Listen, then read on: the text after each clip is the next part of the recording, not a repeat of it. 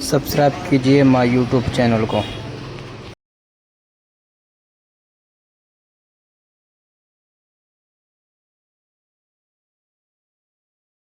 कि ये जो दिल्ली की जामा मस्जिद बनी है, तो ये दिल्ली की जामा मस्जिद ख्वाब में अल्लाह के हुक्म पर बनी है।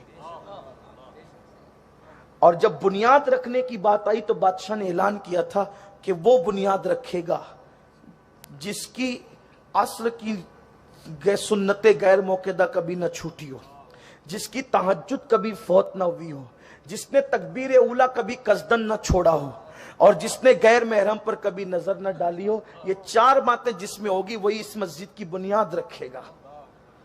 कोई नहीं, किसी ने बुनियाद नहीं रखी तो शाहजहां ने खुद बुनियाद रखने के लिए कदम आगे बढ़ाए। शाहजहां कोई मामूली आदमी, खुद आगे बढ़ाए, लोगों ने बाजू थामा, अपनी शर्त पे कायम रहो। आंखों में आंसू थे और कहते थे ये रास कफन में जाता अगर कोई आगे आ जाता तो। अल्हम्दुलिल्लाह ये चारों शर्तें मेरे अंदर मौजूद है। ये हमारे शहंशाहों का हाल था। आज एक कारखाने से दूसरा हो जाए तो किसी के चक्कर में पड़ जाते हैं। ये हालात है, ये हालात है। नफ्स पे कंट्रोल नहीं है, हंसने की बात नहीं है। वरना बादशाह होकर किसी गैर महरम पर कसदन निगाह न डालना, इससे बड़ी करामत क्या हो सकती है। हवा में उड़ना थोड़ी कोई करामत है, पानी पे चलना थोड़ी। बादशाह होकर कसदन किसी नामहरम का चेहरा न देखना, ये करामत नहीं तो और क्या है। हमारे बादशाहों की तारीख से हमें यकसर गाफिल कर दिया गया, वो बदजन कर दिया गया। हमें उलमा के बयानात के जरिए से तारीख पता करनी चाहिए, उलमा की लिखी हुई तारीख पढ़नी चाहिए। बहरहाल बड़ा सुलझा हुआ बादशाह था शाहजहां। और बल्कि तो हुजूर मुफ्ती साहब किबला ये भी फरमाते थे, जब मस्जिद बन गई ना तो बादशाह ने, लोग बातें करते थे मस्जिद तो बुनियाद के लिए इतनी सख्त शर्त लगाई थी, अब इफ्तिताह किससे करवाएंगे। तो बादशाह ने यह भी किया कि जब मस्जिद बन गई तो जीने पे 2 रकअत नमाज पढ़ी और मदीने तैयबा की तरफ रुख करके कहा कि हुजूर मस्जिद तो बना ली अल्लाह के हुक्म पर, अब जब तक आप आकर नमाज न पढ़ेंगे उस वक्त तक हम मस्जिद खोलेंगे ही नहीं। कितना यकीन था उस बादशाह को हुजूर की हयात पर, हयातुन नबी पर, हयातुन नबी पर कितना यकीन था।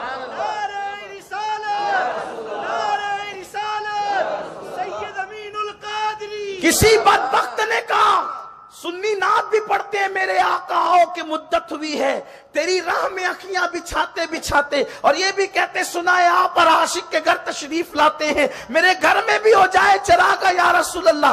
हाजिर और नाजिर भी मानते हो, फिर इस घर में चरागा भी कराते हो कि आप आए। जब हाजिर और नाजिर है तो बुलाते किसको हो। तो नादान वो रूहानी तौर पे, इल्म के एतबार से तो हमारी जानों से ज्यादा करीब है। जब बुलाते हैं तो जिस्मानी तौर पे बुलाते हैं,